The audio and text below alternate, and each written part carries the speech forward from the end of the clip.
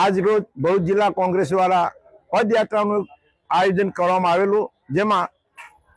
ભારતીય જનતા પાર્ટીના તાનાશાહ સરકાર દ્વારા જે ગાંધી પરિવાર પર ખોટા કેસો કરવામાં આવેલા એના વિરોધમાં જે હાઈકોર્ટે એ કેસમાં બરી કરેલા છે અને કેસને અમે આવકારીએ છીએ। સાથે સાથે ગાંધી પરિવાર પર કોંગ્રેસના તમામ કાર્યકરો પર જે ખોટા કેસો કરવામાં આવેલા છે એ તમામ કેસોને અમે ડિનાય કરીએ છીએ અને આવનાર સમયમાં ભારતીય જનતા પાર્ટી જે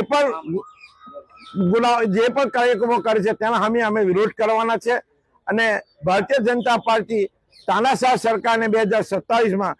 ગુજરાત બાજુ ઉખાડી ફાડવાનો જે રાહુલ ગાંધીનો નિયમ છે એ સાથે અમે ખભે ખભા મિલાવીને કામ કરીને 2027માં આ તાનાશાહ સરકારને ઉખાડી પાડવામાં અમે કોંગ્રેસના કાર્યકરો સાથે રહીને એમની સાથે રહીશું। સત્યમેવ જયતે। સમગ્ર દેશના લોકોએ જોયું હશે કે તાનાશાહી સરકારની સામે ન્યાય પ્રક્રિયાની જીત થઈ છે, ત્યારે જે રીતે ભારતીય જનતા પાર્ટી દ્વારા કોંગ્રેસના રાષ્ટ્રીય આગેવાન અમારા રાહુલજી અને સોનિયા ગાંધી ઉપર જે રીતે ઈડીનો ખોટો કેસ દાખલ કરી અને એમને હેરાન પરેશાન કરવાનું જે કાર્ય કરેલું હતું, ત્યારે ન્યાયિક પ્રક્રિયાએ આજે ચુકાદો પણ આપેલો છે। ત્યારે સમગ્ર દેશના લોકો અને કોંગ્રેસનો એક એક સૈનિક આજે જોઈ રહેલો છે। જે રીતે ભારતીય જનતા પાર્ટી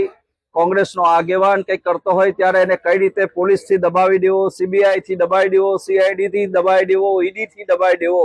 ત્યારે આ સંપૂર્ણ પ્રક્રિયાને ન્યાયપાલિકાની અંદર જ્યારે કોંગ્રેસનો વિજય થયો છે, સત્યનો વિજય થયો છે, ત્યારે એના ભાગરૂપે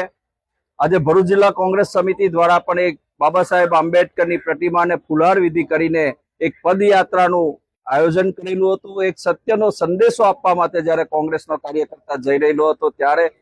સ્થાનિક આગેવાનો ના કહેવાથી અને ભારતીય જનતા પાર્ટીના ઇશારે ભરૂચની પોલીસ દ્વારા કોંગ્રેસના કાર્યકર્તાઓને ડિટેન કરવામાં આવ્યા, એને સત્યની લડાઈમાં જતા રોકવામાં આવ્યા। ત્યારે આ ને પણ અમે શબ્દ શબ્દોમાં વખોડીએ છીએ અને આવનાર દિવસની અંદર સત્યની લડાઈમાં હંમેશા માટે કોંગ્રેસ આગળ રહેશે।